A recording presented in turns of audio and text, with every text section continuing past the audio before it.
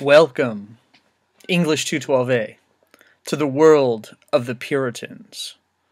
This week we're focusing on William Bradford's Of Plymouth Plantation. This is the big work introducing the Pilgrims to American history. And so the Puritans are a really complicated people. They faced a lot of trouble in Europe, in England, and they really wanted to figure out a way to practice religious freedom. And so I'll go over a lot of the ideas that the Puritans focused in on. They were a really intellectual crowd. The Pilgrims were not as high intellectuals as the later 1630 Massachusetts Bay colonists, but they were still very bright. They were very into the Bible. And so I'll go over some major things. The kind of history that William Bradford writes, we usually call providential history, because he emphasizes these moments of providential intervention, these moments when God intervenes to help the Puritans, to enact justice. And there are different kinds of history. There's progressive history, and this is a very common kind of history in the United States, where people imagine the world is getting better, or America is leading the way and things are getting better. Society is progressing. There's also circular history, where people think that history continuously repeats itself. Things don't really necessarily get better, but the wheel of fortune spins and spins, and similar things constantly happen. And so in Bradford's providential history of Plymouth Plantation, he wants to recount the story of the Pilgrims facing obstacles and trying to strike out and make lives for themselves in the Americas, in New England. A lot of people speculate that Bradford started working on Of Plymouth Plantation around 1630 in reaction to the arrival of the bigger, well-funded Massachusetts Bay Colony of Puritans that was very close to Plymouth Colony. And so he felt like the Pilgrims might get subsumed, and so he wanted to put out the story of the Pilgrims who had arrived in 1620 and were the original Puritans hitting the New World. The difference between the Pilgrims and the Massachusetts Bay colonists is that the Pilgrims were separatists from the Church of England. The Puritans in Massachusetts Bay Colony considered themselves to be non-separatists. They considered themselves to be still connected to the Church of England. Okay, I'm going to provide a little bit on what everybody should know about the American Puritans. They considered themselves to be the vanguard of the Protestant Reformation, opposing the Catholic Church and what they considered to be Catholic-like actions, behaviors, structures that were still in the Church of England. The Puritans wanted to have a lower kind of church. They wanted to get rid of the bishops, the big symbolism, the big statues, the big Catholic and Church of England art. They wanted to focus in on a very specific relationship with God, to God. They thought of a lot of sort of like statues and paintings portraying God, Jesus, to be idols. They thought it was idolatrous. And in this way, they resemble the very extreme Muslims today who say that you should never try to have an image of God. And so they were very into the Bible. They liked the Geneva Bible. They thought it was the best translation that was closest to the original text. They were very into this idea of grace and salvation. They wanted to really explore what a genuine conversion to Christianity was. And so they really elaborately went into great detail with this, thinking about what people had to experience before they had genuine grace. And we'll focus in more on this too, these ideas concerning conversion as we get farther into the Puritans.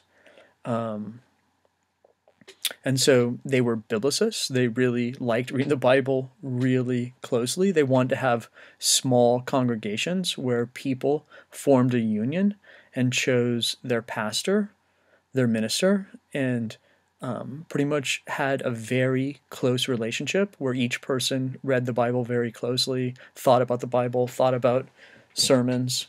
And so they wanted to have a very personal kind of relationship. They were really intense Calvinists, and as intense Calvinists, they agreed to some principles that came out of something called the Synod of... I'm going to mention just briefly a few of the really interesting parts of Bradford's text. You're going to get to read these and think about them.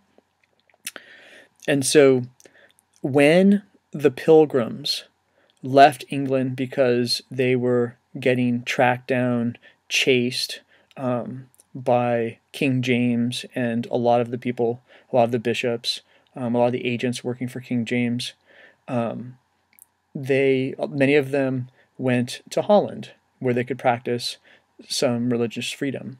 And so King James even said that he would harry the Puritans out of England. He really wanted to torment them.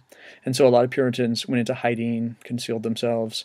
But once they were in Holland, they experienced a lot of problems as well. They often had to live in really harsh conditions because they weren't used to the city life. The Pilgrims were often, people from the country, so they had to learn new trades. They thought that the city influence was really hard on them, and they worried about their children. And then also, Holland even had a deal with Spain that allowed for religious freedom to be practiced. But that deal, the agreement, was coming to an end. So the Pilgrims feared that they were going to face persecution, even in Holland. So they wanted to find a place where they could practice their religion. And they were separatists, meaning that they felt that the Church of England was so corrupt that there would be no way for them to reform it. The later Pilgrims, the later Puritans, who were not Pilgrims, the people who came in 1630 and formed the Massachusetts Bay Colony, they were considered non-separatist Puritans, meaning that they felt that they had affiliation with the Church of England, and the Church of England could be reformed. When the Pilgrims finally started their trip over across the Atlantic, and they were trying to get to New England, there is a really interesting episode on the voyage, and you'll read about this. There's a sailor who is called Lusty, Strong, Healthy, and he curses the Puritans for getting seasick. And he laughs at them and mocks them, and he even says that he's looking forward to tossing half of them overboard before they reach America. And then Bradford, you can sort of tell he smiles about this, and this is considered to be one of the providences, one of the interventions of God in the situation that they're in. He says that sailor was stricken and made sick, and then he was the first person to die on this voyage. A little later in the narrative, there's a description of a young man, one of the people with the Pilgrims. He's a servant, and he falls overboard, and he catches something and hangs on, and even though he's deep underwater, he's able to be pulled up out of the water. And then Bradford mentions that this young man was healthy and survived, and then became a major part of the Pilgrim Plantation. He did well, and so he also likens that to God's intervention. When they get to the New World and they're exploring around, it is pretty interesting how Bradford says they found corn and beans that they could use for planting time after they survived the winter, and many people died in the winter. And he considers the gathering of the corn, the finding of the corn, which was really theft from some natives who had it hidden, to be another providence of God's. And when he mentions that Samoset came to him, who was a Native American who could speak some English, and then when another native came who could speak some English, that this also, and the other native was Squanto, when he mentions this kind of stuff too, he says that this is God watching out for them. And so their survival, the advances they have, the things that take off for them are always attributed to God, God's providence.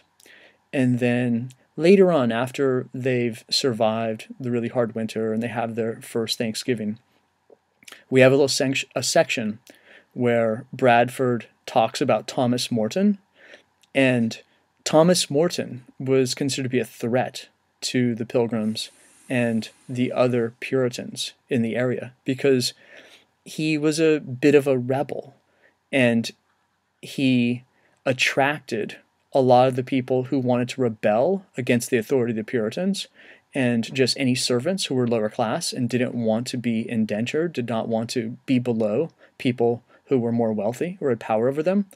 And so he was considered to be an element of disruption. And this disruption comes out in the way he likes to party as well. He plants, or has a maypole, and so on May Day, he does a bunch of like dancing. He invites native women to come and dance. He drinks a lot. He gets servants drunk. And so Bradford thinks of this guy as a major element of disruption. And he calls it, and even calls Morton the Lord of Misrule, and doesn't like his practices. And another thing that he and other Puritans don't like about Morton is he starts selling Native Americans guns. This really freaks the Puritans and the Pilgrims out. Native Americans who have guns and know how to use them well, Morton is training them. And so Bradford feels Morton is taking away the advantage that the English have. And then we also run to the conflict with the Pequods, and it's pretty complicated. It's interesting. I hope you enjoy reading it, thinking about the details. And then there's Thomas Granger near the end of the narrative, and he really stands out as an oddity. And the way that Bradford portrays his crime and the things he says about it will catch your eye, and I want you to think about them. And then I also mentioned, I think it's in the third post little narrative, that you should think about the elegiac tone of the end of the narrative and what it seems to suggest. And so we'll focus more on this, we'll think more about this, and so I hope you enjoy the reading. It's pretty long, but it does repay a close reading. It's pretty interesting stuff. And so congratulations for getting this far, and we're jumping into the Puritans.